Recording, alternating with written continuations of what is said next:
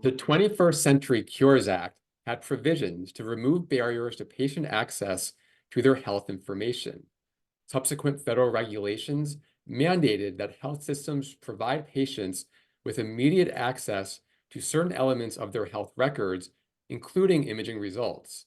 An article published this week in AJR looked at the effect of these regulations in approximately 1.2 million imaging studies performed at a large health system with campuses in 3 states.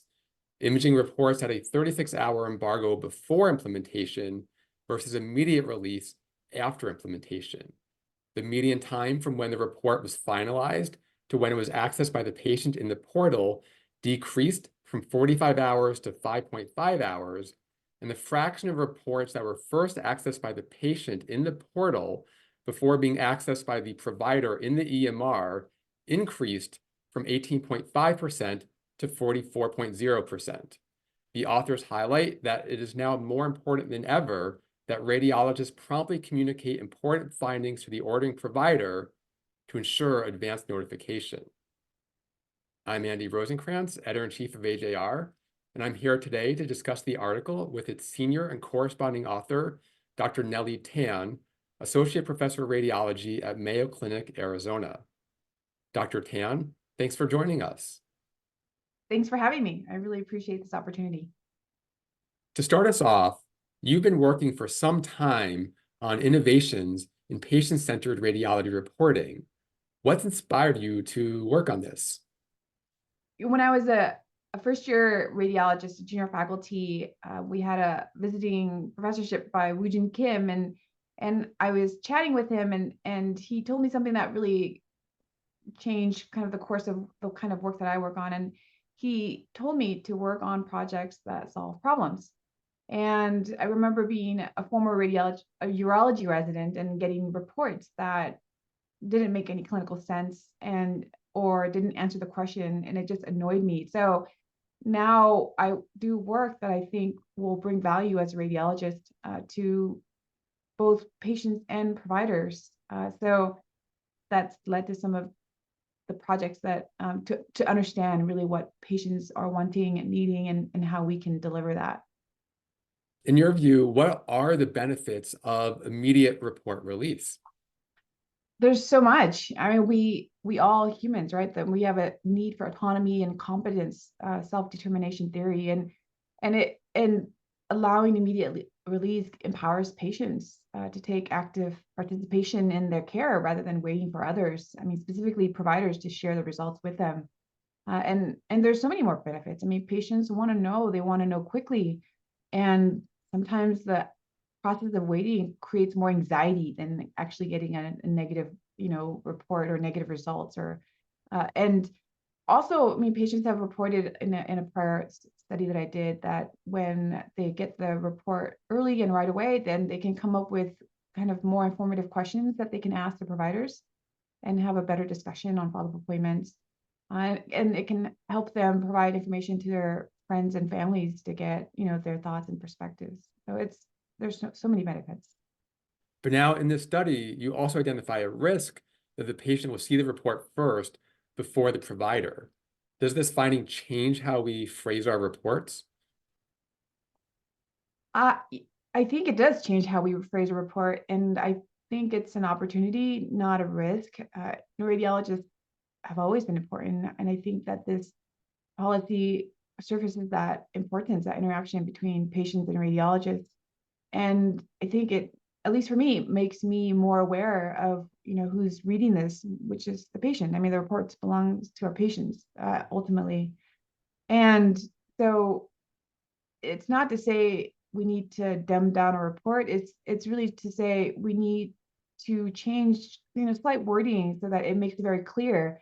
If something looks benign, you say it's benign. If something looks malignant, you say it's malignant. And if you don't know, just be very clear so that there's no loose ends and the patients on the other end understand what we see and what we recommend next for their healthcare follow-up. So any specific examples? Yeah, so I'm an abdominal radiologist, and it's very common for us to say, LDL, subcentimeter low density lesions in the liver or kidney, and And don't leave it at that. Say what you think it is. I mean, does it look like a benign cyst? Does it look malignant? Or if you don't know, is it indeterminate and requires additional imaging? Uh, just just close the ends so that when patients get it, they don't. They're very clear about the next steps, and you leave them with answers, not more questions. In the article's discussion, you focus more on how radiologists communicate with referrers than how they communicate with patients. What is it that you recommend in this regard? The current practice primarily is, direct communication between radiologists and providers. There's not really emphasis right now between direct communication to patients by radiologists. So for a tiny minority of patients who get unexpected findings on imaging, I think it's a really important gesture to let providers know as soon as possible, because then they can communicate to the patients and really help patients through the diagnostic pathway and reduce anxiety. Yeah, so I guess another interesting aspect of this is you didn't look at complaints after implementation of immediate release, but anecdotally, have you experienced more complaints from patients as a result of their reviewing the reports first? I haven't noticed increased complaints, and it has been studied. It was published last year in JAMA Health Forum by the Vanderbilt group, and they looked at almost 9,000 phone calls before and after Cures Act implementation, and there was no change in unsolicited phone calls. And I think, I mean, probably for a small minority of patients, it probably increases phone calls, but I think this is offset by many phone calls that are not made because they got the results right away. And so they're not calling for the results. And I think the bottom line is the data currently, at least at the population level, does not support like increased burden to healthcare. And if anything, I suspect that it has a very positive net psychological benefit for patients, just purely due to the sheer volume of radiology reports that we generate and these small impacts that we have, at a larger magnitude at the population level. Yeah, that Vanderbilt reference is helpful. You evaluated reports from 3 different campuses. Was there any variation among the campuses in how the Cures Act was implemented or in its effect? There was a standard process. It was led by one of our Rochester radiologists, John Schmitz, and it was the same implementation across all sites, and it was a standardized process. And we didn't do any sub-analysis by the campus, but I don't suspect that there would be any major differences. You have other ongoing projects related to patient-centered radiology reports. Can you tell us about that work and what you see as upcoming innovations in radiology reporting? There's so much we can do, and it's great to have these bells and whistles like video reporting and such. But at the end of the day, I think the small changes that we make to the report can make a larger impact to patients. So yeah, in my practice, I I don't use acronyms. I use simple words when that'll suffice. I'm very clear about recommendations. I try to make sure that there's no ambiguity, or at least if I don't know something, then I make it very clear that I don't know.